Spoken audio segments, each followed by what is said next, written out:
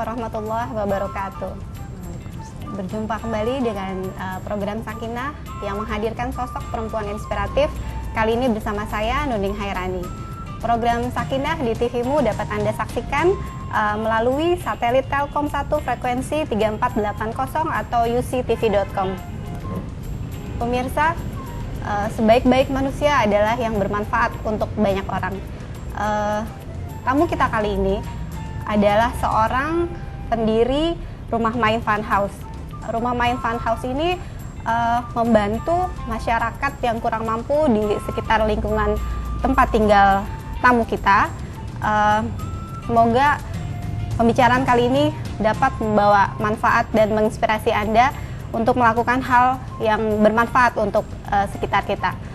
Langsung saja kita temui tamu kita kali ini, Mbak Nana Andriana. Iya. Assalamualaikum Mbak Nana. Waalaikumsalam warahmatullahi wabarakatuh. Apa kabar Mbak? Baik. Makasih ya udah hadir di sini ya. Iya. Oke, saya sangat tertarik dengan Rumah Main Fun House ini. Apa sih Mbak Rumah Main Fun House itu? Di mana letak lokasinya? Lokasinya di Condet. Kalau dibilang sekolah, dia bukan sekolah tapi semacam sanggar kreativitas. Sanggar kreativitas ini tempat belajar di sore hari setelah anak-anak pulang sekolah, mengisi kegiatan mereka supaya tidak main di jalan gitu aja. Tapi ini semacam les untuk anak-anak yang ibunya tidak sanggup membayar les. Jadi semacam itu. Kegiatan sore hari jadi lebih bermanfaat ya? Iya, sore hari lebih bermanfaat. Apa latar belakang Mbak Nana memulai sekolah ini gitu? Awalnya sederhana, cuma karena waktu itu saya baru balik ke Jakarta setelah tinggal di Maldives. Terus anak saya tuh cepat akrab dengan orang, jadinya dia tuh suka main ke rumah teman-teman barunya, tetangga-tetangga gitu. Tiba-tiba anak-anak jadi mulai tertarik sama anak saya dan mulai main ke rumah. Nah, jadi tempat kumpul gitu rumahnya. Tempat kumpul. Nah, daripada mereka diem-diem aja, aku bilang, mau nggak aku ajarin bahasa Inggris supaya bisa bahasa Inggris kayak Mikail, kayak anak saya, karena dia waktu itu ngomongnya pakai bahasa Inggris. Terus, karena ayahnya orang Maldives. Okay. Iya. Jadinya anak-anak suka karena saya ajak main aja gitu, bukan belajar, betul-betul belajar. Terus akhirnya ngajak teman, dan sampai sekarang aku punya 50 anak yang belajar di 50 rumah. anak. Umurnya berapa aja Mbak? Dari kelas 1 sampai kelas 6. Oke. Itu jadi kayak semacam komunitas gitu ya? Disebut komunitas sih enggak, cuma karena komunitas itu kan banyak orang yang punya hal yang pemikiran yang sama, terus mereka berbuat sesuatu yang sama. Ini kan kayak aku sendiri tapi ngajar anak-anak gitu. Harus gitu. Daftar dulu atau siapa aja boleh ikut? Siapa aja boleh ikut. Jadinya anak-anak itu ngajak temennya, terus temen yang ngajak temennya, jadi semakin banyak gitu. Mbak Nana ada latar belakang apa? Maksudku bisa mengajar ini kan paling nggak ada mungkin background apa gitu, pendidikan atau apa? Sebelumnya? Sebelumnya aku kerja di sebuah multinational company di Jakarta Selatan, cuma latar belakangnya itu pure marketing, jadi bisnis marketing, nggak ada pendidikan sama sekali. Cuma namanya ibu-ibu ya, pasti dia juga emang ada fitrahnya untuk ngajar anaknya, jadi pasti semua ibu-ibu bisa ngajar dan mengemong gitu. Iya. Apalagi itu teman-teman anak sendiri. Iya. Jadi ceritanya tuh Mbak, kalau dilihat, maksudnya gini, suami saya tuh kan orangnya suka baca, jadi dia tuh baca artikel online setiap hari gitu. Dia tuh baca kalau misalnya setiap anak itu sebenarnya walaupun satu anak itu lebih dari satu anak yang lain kesempatan kebisaannya, kepintarannya, tapi kalau dia nggak diberikan kesempatan susah buat maju. Kayak misalnya 2 orang bisnismen gitu ya. Bisnismen ini lebih pinter dan lebih banyak idenya. Bisnismen ini biasa aja. Tapi yang dikasih modal tuh bisnismen yang ini. Kira-kira siapa yang bisa maju? Yang ini pasti kan. Jadinya aku ngerasa kalau misalnya anak-anak ini sebenarnya semuanya itu pinter, walaupun mereka nggak tahu mereka pinter ya. Cuma kalau misalnya mereka itu nggak diberikan kesempatan, kayak misalnya orang yang ngeles terus, pasti mereka jadi tambah pinter. Kalau mereka enggak ya, padahal susah mungkin mereka punya kemampuan ya. Iya, makanya aku tuh, kita punya internet, kita punya informasi banyak. Kenapa enggak kita jadi perpanjangan tangan anak-anak Betul. ini? Ikut lomba ini, ikut lomba itu. Kalau nggak tahu lombanya di mana kan jadi nggak tahu. Jadi malah tidak melakukan apa-apa gitu Iya, ya. jadinya waktu Fun House itu sempat dengar ada ide cerita di TV, bikin ide cerita di Ditikus. Terus kita ikut, semuanya pengen ikut gitu kan. Terus Jadi satu tikus? kepilih, iya Oke. satu kepilih, ditayangkan di TV. Rasanya tuh bangganya dia kan, ibunya juga bangga gitu. Kalau nggak tahu kayak gitu kan mereka nggak bakal. Oh ternyata bisa masuk TV tuh dengan begitu aja Iya. gitu ya. Iya kayak gitu. Dengan cuma Sekecil belajar itu. sambil main gitu, Bener, ternyata bener. bisa masuk TV. Bener, Iya, Mbak. oke. Tadi Mbak sempat nyinggung soal modal. Iya. Ngomong-ngomong, rumah Fun House ini modalnya gimana Mbak? Modal. Jadi Kan tadinya perlu biaya ya Iya. untuk krayon, apa buku-buku Iya. gambar, kayak gitu. iya modal. Sebenarnya modal yang paling besar tuh adalah waktu sama pikiran. Karena setiap malam kan harus mikir besok mau ngajar Besok mau apa. ngapain. Karena Senin sampai Jumat kan Mbak, anak-anak maunya nggak mau libur, liburan pun mau belajar gitu.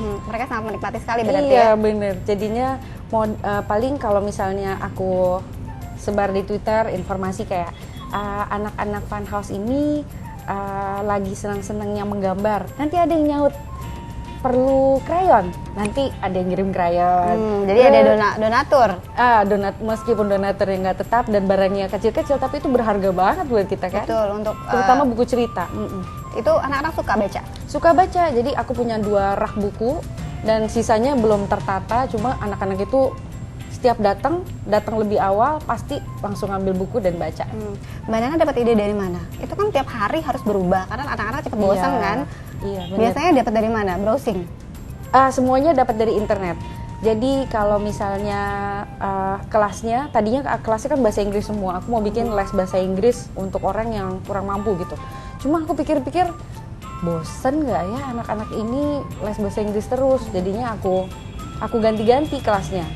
Dan aku nggak ngasih tahu mereka hari ini kelas apa. Karena pernah waktu itu kita tentuin Senin kelas apa, Selasa kelas apa. Lama-lama mereka mikir, kayaknya aku mau masuknya kelas yang kesenian aja. Jadi masuknya tuh cuma Kamis aja gitu. Yang mereka suka aja. Iya. Oke, saya ingin membahas lebih lanjut soal kemajuan anak-anak setelah ikut Fun House ini. Nanti kita balik lagi ya Mbak, kita lanjutkan. Pemirsa, setelah ini kami akan membahas bagaimana perkembangan dari anak-anak yang ikut sekolah di rumah Fun House ini. Saya akan segera kembali setelah pesan-pesan berikut.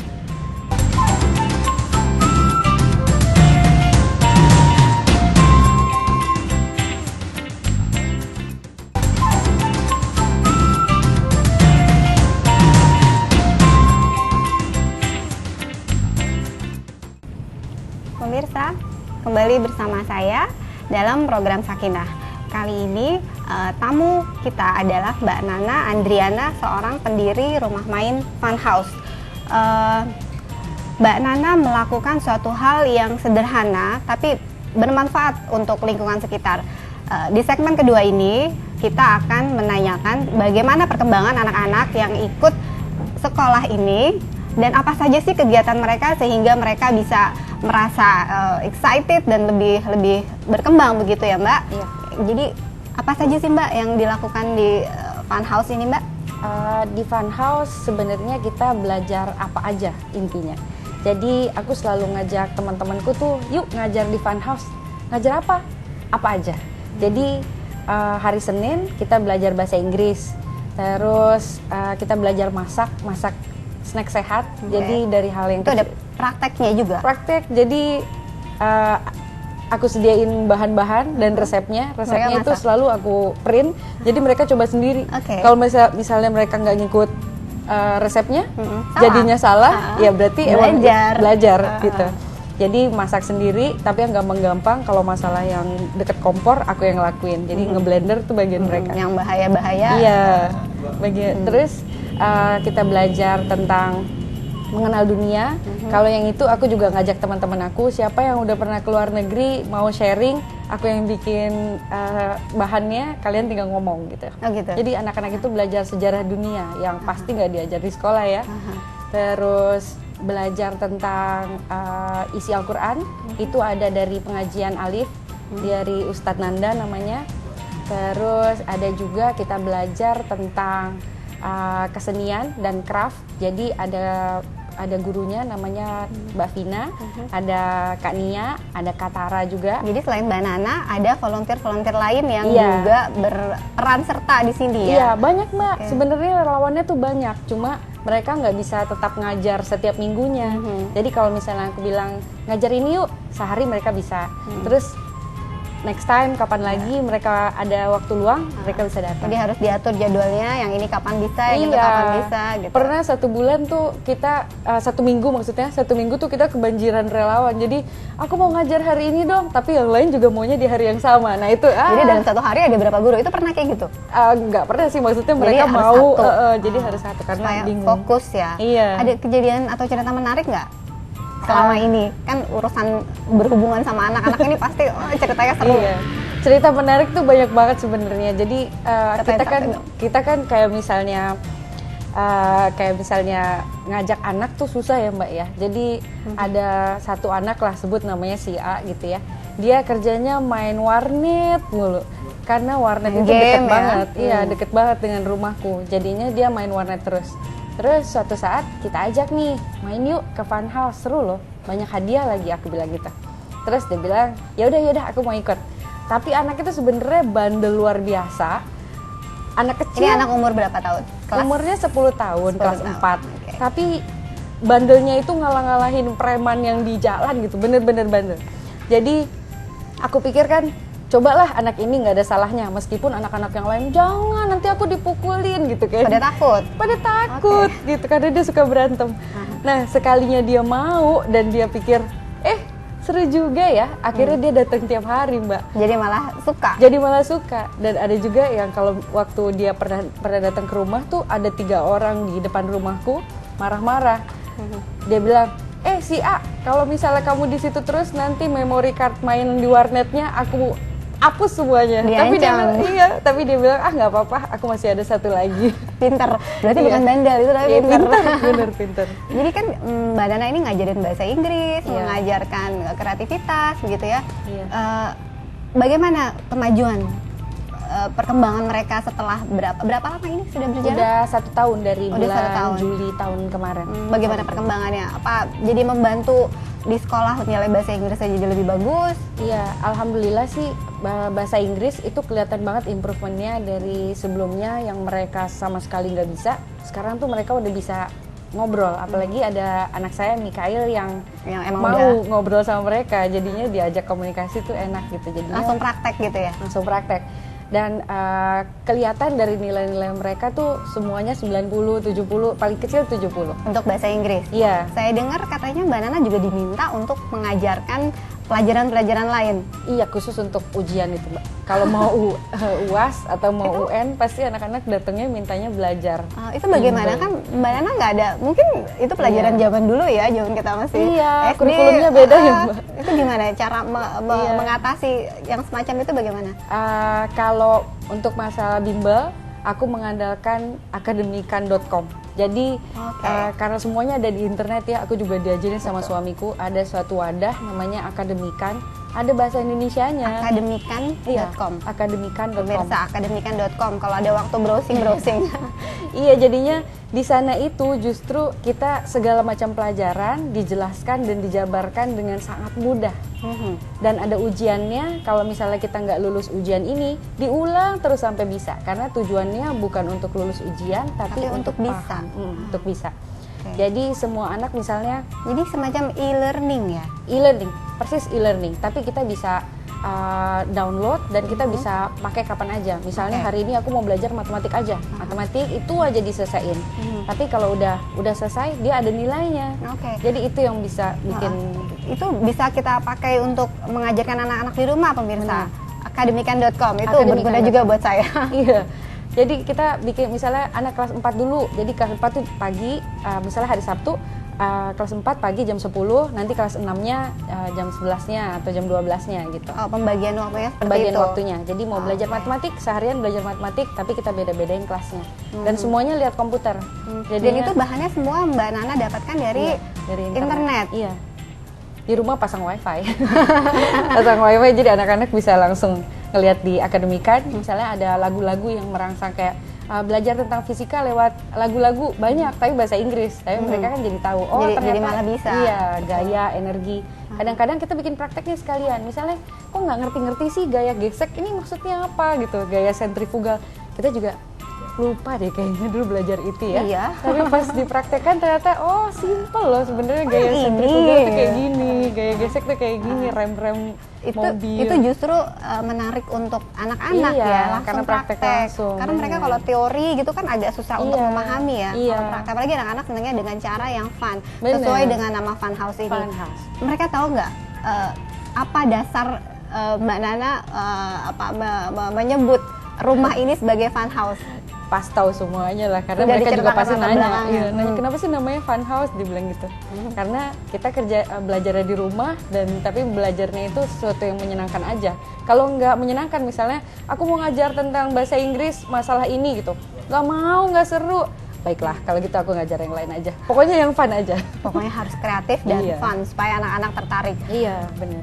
Saya jadi pengen tahu, ini kan antara Mbak Nana dengan anak-anak sekitar.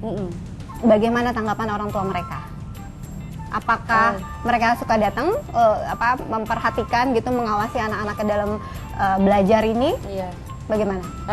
Di antara 50-an orang itu adalah sekitar 1-2 ibu-ibu yang lihat. Kalau 1-2. itu juga kalau nganter doang. Oh, oke. Iya, jadi- mereka setuju. Mereka setuju, walaupun ada juga yang kenapa sih nggak belajarnya bahasa Arab, karena aku tinggalnya emang komunitas Condet kan, Condet. komunitas Betawi Arab ya. Jadi kenapa nggak belajar bahasa Arab? Kenapa belajar bahasa Inggris? Bahasa Inggris itu kan bahasa ya bahasa Barat yang gitu ya, orang Barat kan jahat-jahat gitu menurut mereka ya. Menurut mereka. Kenapa nggak belajar bahasa Arab aja? Tapi aku coba yakinin ke mereka bahwa ini bekal buat mereka nanti, karena aku dengar di kurikulum 2013 juga pelajaran bahasa Inggris nanti dihilangkan. Jadinya aku pikir bagaimana mereka bisa maju kalau yang maju tuh anak-anak yang ngeles doang. Karena kurikulum sekarang Yang butuh biaya untuk itu. iya, anak-anak kurikulum sekarang kan kadang-kadang mereka nggak bisa lulus kalau mereka nggak ngeles di luar sekolah gitu kan. Jadinya gimana nasib anak-anak yang nggak ngeles, yang kurang mampu untuk kurang bayar. mampu buat Apalagi sekarang biaya les mahal-mahal. Iya. Jadi pada dasarnya mungkin para ibu-ibu ini setuju. Setuju, cuma mereka nggak pernah memperhatikan anak-anaknya belajar gitu. Dan disitulah kadang-kadang anak-anak itu ngerasa abis ngeles tuh ngerasa aku tuh kayak temennya. Aku nggak pernah menganggap aku tuh ibunya atau ibu keduanya atau gurunya. Aku tuh lebih nganggap kayak temen aja gitu. Jadinya anak-anak yang lebih besar, terutama anak kelas 5, kelas 6 gitu, suka SMS curhat. Kayak kita tuh kan kalau misalnya kita Sampai segitu ya? iya. Jadi modal yang satu lagi adalah sediakan hati sama telinga. Dengerin aja. Dengerin aja. Tidak Dengerin. perlu kasih komentar atau Gak usah kasih apapun. komentar. Biarpun ngomongin tentang pacar, ngomongin tentang berantem sama teman, gak usah kayak tuh kan makanya atau biasanya kan kita gitu ya, pengennya mulutnya dibilangin juga apa dibilangin gitu. juga apa, tapi sama anak sendiri juga kadang kita suka kelepasan. Nah itulah pembelajaran aku, kayak dengerin aja dia maunya apa gitu. Akhirnya semuanya senang gitu ya. Iya. Ilmu mereka dapat, mereka juga bisa cerita-cerita, mengeluarkan Iya. unek-unek begitu ya. Bener. Apalagi orang tua mereka kan sibuk ya, sibuk Sibuk. mencari nafkah untuk keluarga. Oke. Iya. Di segmen ketiga saya mau tanya sama Mbak Nana, ngurusin anak itu perlu kesabaran tingkat Iya. tinggi, tingkat dewa begitu mungkin ya.